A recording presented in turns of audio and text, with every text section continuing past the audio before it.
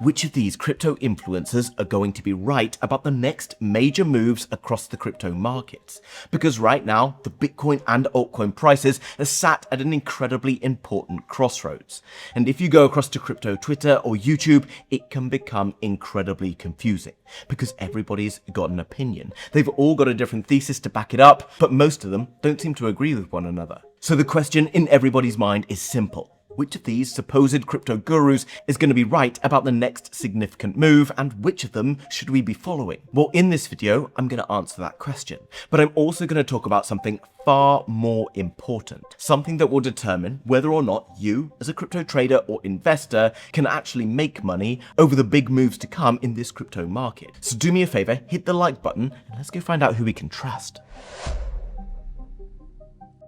Now, I believe that the timing of this video couldn't come at a more important time because the market is incredibly divided in terms of opinion, and there's a good reason for that. If you jump across to the Bitcoin chart, you can see that Bitcoin hit around 126k back in October. It then went into free fall until around February of this year. However, over the last 3.5 to nearly 4 months, Bitcoin has then established itself into an uptrend, rising around 35%. This meant that the bears, who had incredibly strong conviction around here, began to waver and wonder whether they'd called it right. The bulls then started to gain more momentum and confidence as this rise happened. The price then runs into the 200-day moving average and then starts to drop back down, causing the bulls to disappear into silence once more and the bears to become louder than ever. And this has made things incredibly confusing for the average crypto investor out there, leaving everyone to wonder, who is right? Who should we be following? Now, if you've been around in crypto for at least the last few weeks or months, and you've watched a few crypto videos, chances are you've seen most, if not all, of the faces behind me. Now, amongst these different faces, you've got a lot of different opinions. You've got some that are macro bulls, telling you that right now we're in the early stages of the biggest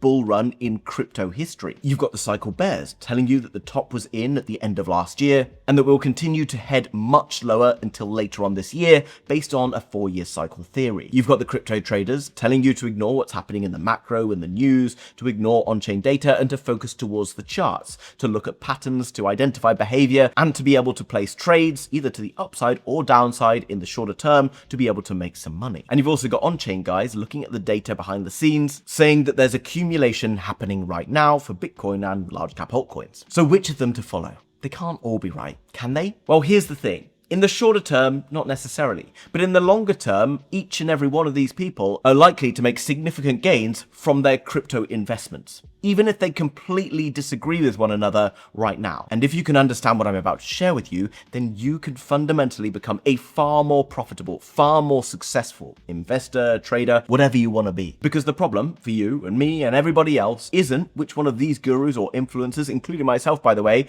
that you follow. Because even if you follow the guy that gets it right 90% of the time, it still probably won't save you unless you understand the biggest risk that exists here. You see, the biggest risk isn't who you follow. It's what your brain as a human tells you to do with the information that is given to you with all the noise and other things that are going on around you. Allow me to give you some examples. Take the OG macro bull behind me, Raoul Pal. His thesis is far more long duration. He's looking at global liquidity, central bank balance sheets, as well as what the Fed's doing and potentially planning to do in the future. And he believes that we're in a multi-year expansion phase. Now, he expects that that expansion phase will continue throughout the rest of this year and into the year or two that follows. Now, does that mean that the Bitcoin price and other large cap alts can come down 40, 50 or more % throughout the period of time awaiting that final blow off top of the expansion phase? Well, of course it does. But since he's been planning for this to play out over the last few years, chances are he was buying Bitcoin at lows and SUI and ETH and whatever else at significant lows. So even if there's pullbacks and whatever along the way, eventually once the crypto market picks up and Bitcoin and the alts go towards the upside because of XYZ reason, he will be able to sell at significant profits because he has planned for that to start playing out. And now you'll see where this is so important, because the counter argument to what Raoul Pal's saying is what Benjamin Cowan, one of the most famous people on the wall behind me, has been saying. Now, Ben believes in a 4-year cycle where the crypto market goes up for 3 years or so and then has a big pullback in the midterm year, bottoming somewhere in around September or October of that year. Now, chances are, because of this, Ben was buying into Bitcoin back in 2023 when the Bitcoin price was nice and low, thinking that it would continue to rise higher for the 3 years or so that followed. He then likely started to take profits last year. Now, even if Ben didn't call the exact bottom back in 2022, and even if he was buying into Bitcoin after it had gone over 25 to 30k, he still would have made significant gains on getting into the market and then getting out when the market was much higher. And even if the price does continue higher from here, like the macro bulls have been saying, then he's still got the money locked away in his pocket that he's made from the previous year. Even if he doesn't get to re-enter the crypto markets later on this year, he still makes money. Raoul Pal still can make money in both scenarios. The traders, they don't really care necessarily whether we're in a bull market or a bear market, because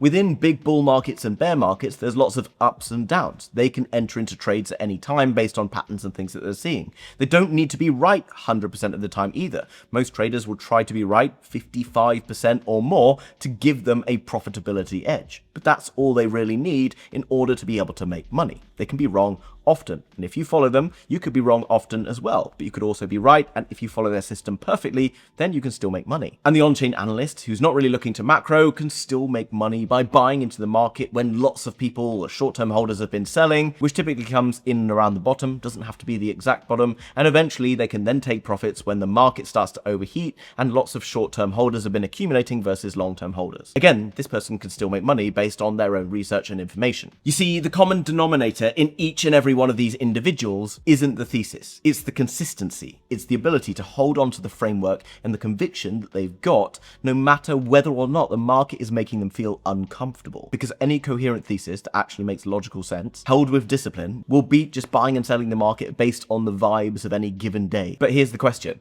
If everybody can make money, even if they seem to be wrong in the short term, because they get it right eventually, why do 90 to 95% of people in crypto end up losing money? Well, because of flip-flopping around. One day they're bullish, the market dips, the next day they're bearish. The market pumps again, they're bullish once more. And what happens during this period of time is the most dangerous. And shortly, I'm going to show you one of the most important diagrams, which is the influencer rotation trap. And if you can grasp this, I am very confident that you're going to be able to make gains in crypto, no matter what the market does in the short term, because over a longer period of time, you're going to be able to remain holding high conviction. But before we jump into the influencer rotation trap, I just want to share this with you, because the crypto markets have been pretty confusing, pretty brutal over the last few months, and I want to be able to give you, thanks to Yubit, a $1,000 position voucher. Now, simply all you got to do is go and sign up through the link down below to Yubit, where you can download the app and get a $1,000 position voucher. Then if you're going to deposit like $100 and do some trading, you can get another $1,500, and you can see there's loads of other things that you can go and do in order to gain some bonuses. Now, the cool thing about Yubit is not only can you trade crypto,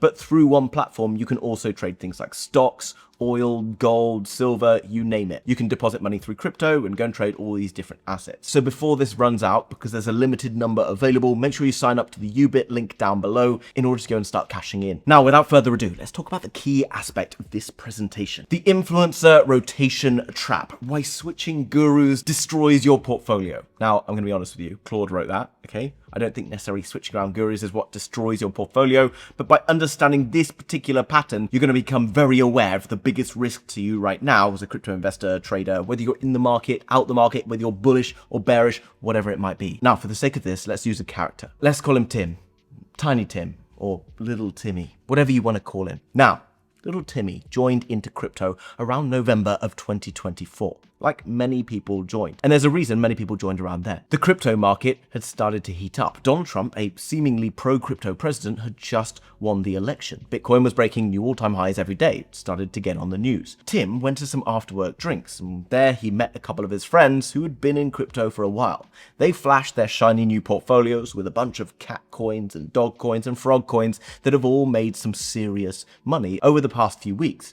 Tim's like, that's conviction enough for me. I need to get myself some exposure. He goes and buys $200 into Bitcoin, some Ethereum and some meme coins, some altcoins, whatever it is, and is then very happy with himself the next day when another green candle emerges. Another green candle comes. And then after that, another green candle comes. So he starts to add more money. He goes to work and his friends are like, hey, you've only put $300 into this, you need to add more. And if you want to know why, go and watch this influencer who's explaining the macro cycle and why the market's going to be so much bigger throughout 2027 and 2028, etc., because of the global liquidity cycle and everything else. Now, during this period of time, he continues to watch more and more content and add more and more money, gaining more and more conviction with every green candle that's given to him. However, December rolls around.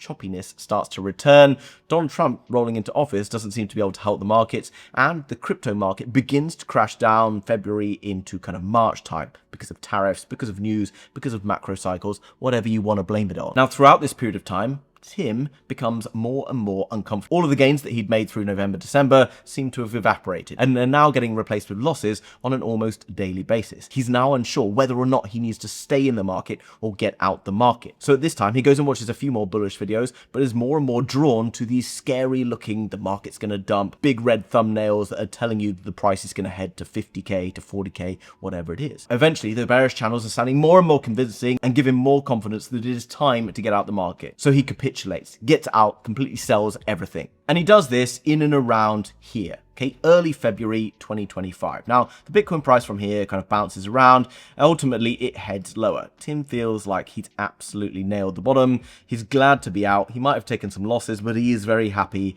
to be on the other side of things. And he's going to continue to sit out because he's been told that the price will likely go to $60,000, maybe $50,000. And if it does, then the price will eventually bounce and he can make up for all the money that was lost during this period of time. Lo and behold, the market then begins to rally up against him. Market then breaks above the 200-day moving average. This one big single daily candle goes from $87k to $93,000, all in a 24-hour period. And that discomfort level starts to hit. What have I done? The market's moving. It's going to go back above 100k and I'm still on the sideline. I need to be thinking about getting into the market. But he's not quite there yet. He waits and waits and waits until his friends told him that they got back in. He starts to get back into the market. Now, as he gets back in, the cycle repeats. He gains more and more conviction that the market is going to continue higher. After buying at like $105,000, market does obviously continue higher for a bit, but during this time, he's barely made any profit. In fact, he's still down on the losses that he made back in 2025. So he needs the market to continue higher and higher for him to be able to break even. And it seems to look like it's going to do it because we break all-time highs. Lo and behold, the market then tanks against him, thinks it's going to bounce here. Lo and behold, it tanks all the way down here. He sells everything once more. At this point, the long-term bullish idea doesn't seem to be able to save him. He shakes out. He then goes and finds someone who's bearish to tell him that the market is going to continue lower. What happens? Price then grinds up against him. Discomfort begins once more. You get the picture. This is the most dangerous thing in all of crypto, and we are all guilty of it. Okay, you get it, right? This happens to all of us. You all got a little bit of an inner little Timmy. So why does it happen? Is little Timmy stupid?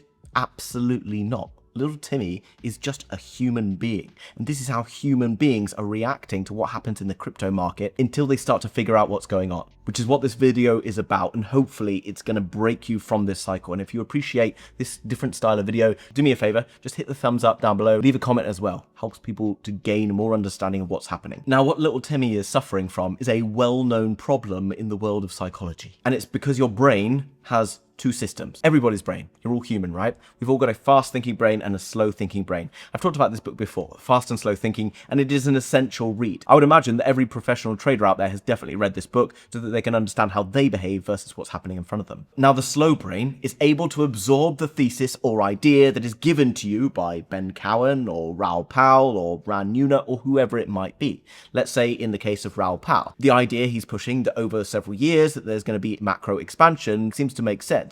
You buy into that with your slow thinking brain once you've studied it a bit. Now, if your slow thinking brain made all of your decisions, you'd be fine. But unfortunately, at this point, your fast thinking brain takes over and opens up Binance. And here's why. Your slow thinking mind is like, we're in a macro expansion environment, we're going to see much higher prices later on. Your fast thinking mind suddenly sees a red candle and suddenly thinks that that thesis is out the window. This guy's an idiot, I don't know what he's talking about, I need to find someone new. But they're not taking into account that this kind of shorter term pullback might happen. And to use a working example to explain how people have been feeling over the past few months, I'll just talk about it like this. And this has been working in both directions. Just down here, anyone who has been bearish over this period of time has been hailed a hero. But over the last few weeks and months, as the price has slowly ground up into this 200-day moving average, those very same people who were heroes back here have then been called out all across Twitter and have been getting so much abuse.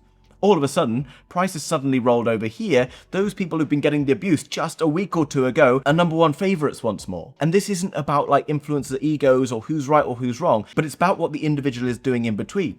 They're choosing one person and one idea to be right about here, but all of a sudden a candle seems to change their mind on something. They then go and make a decision. And throughout this whole period of time, they just keep giving away money. Whereas actually they just believed in one thesis or another and actually went with that thesis for a good extended period of time, they would end end up being profitable in the end, whether they're right in the short term or not. And the worst problem of all of it is here, right now, on YouTube or Twitter or Telegram, wherever it is. Because which half of your brain do you think the algorithm is feeding? Do you think it's feeding your logical, sensible mind that takes a long time to absorb information and make a decision? Or do you think it's reacting to your short-term, emotional, fight or flight brain? It's the latter, which is why when the market suddenly tanks, everybody wants to click on a big red thumbnail saying that the market's dumping and very scary. And this then feeds the algorithm and pushes more content like that. As soon as the market suddenly turns green, it pushes lots of green, exciting content towards you, telling the market's going to go up, meaning that the thesis gets ignored, and ultimately people just feed addictions of their emotions. Okay, they want to be scared, they want to be excited, they want the information to convince them one way or another. So yeah, the opposite can't be helped. This is too difficult. We should give up.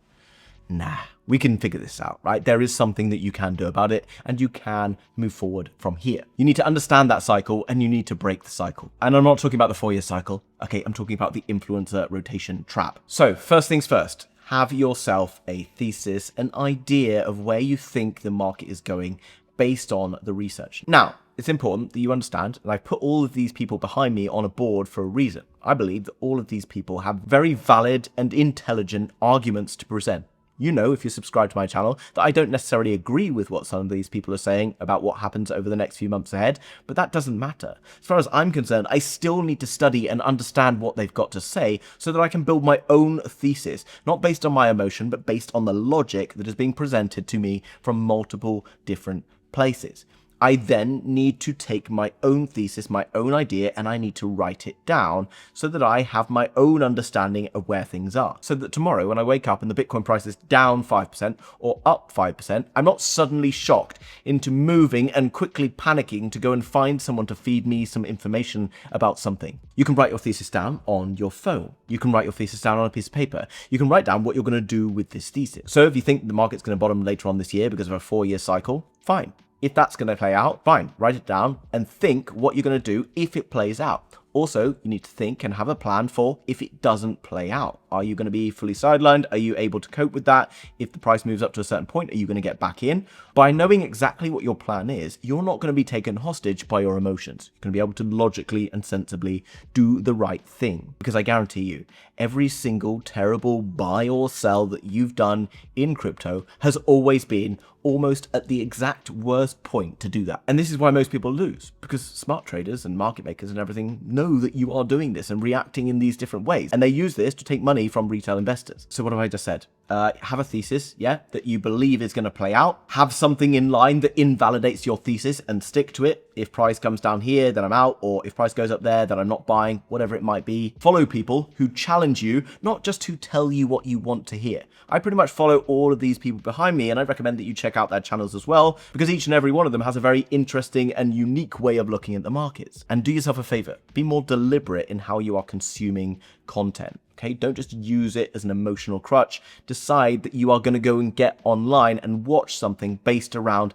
I want to find out this piece of information. You've got AIs that can talk about certain pieces of information, macro, whatever, that gives you a good idea, and then be like, well, okay, this seems to make sense. Let me go and see what Raoul Powell has to say about that. Let me go and see what Ben Cowan has to say about this, about, or whoever it might be. So coming back to the real question, which of these influencers is going to be right? Honestly, in the short term, it doesn't really matter, because the person who wins in crypto isn't the one who found the best guru and only follows that one person. It's the one who can sit still long enough for the thesis of the person they follow or their own thesis to play out without being distracted. It's the one who wrote down their thesis before the market even started to move. The one who didn't channel hop because a candle or two made them feel uncomfortable. It's human nature that we all want to know exactly what's going to happen and when it's going to happen, but timing the market is probably the most challenging and most difficult thing. Therefore, sticking to a thesis and understanding that the time frames can vary in order for that thesis to still be right is key here. And it's because of all of this that my channel, The House of Crypto, is much more focused towards trying to show you the evidence of why I'm thinking a certain way, so that you can see the evidence for yourself and gain your own understanding of what that evidence should mean to you, so that you can build your own understanding and own conviction, which is the best way, I feel, for you to be able to shortcut to becoming much more profitable as a crypto trader or investor. So therefore, if you want to understand a lot more about what's going on across the markets, not only from charts, from macro, from on-chain analytics, but also psychology, then make sure you subscribe to the House of Crypto.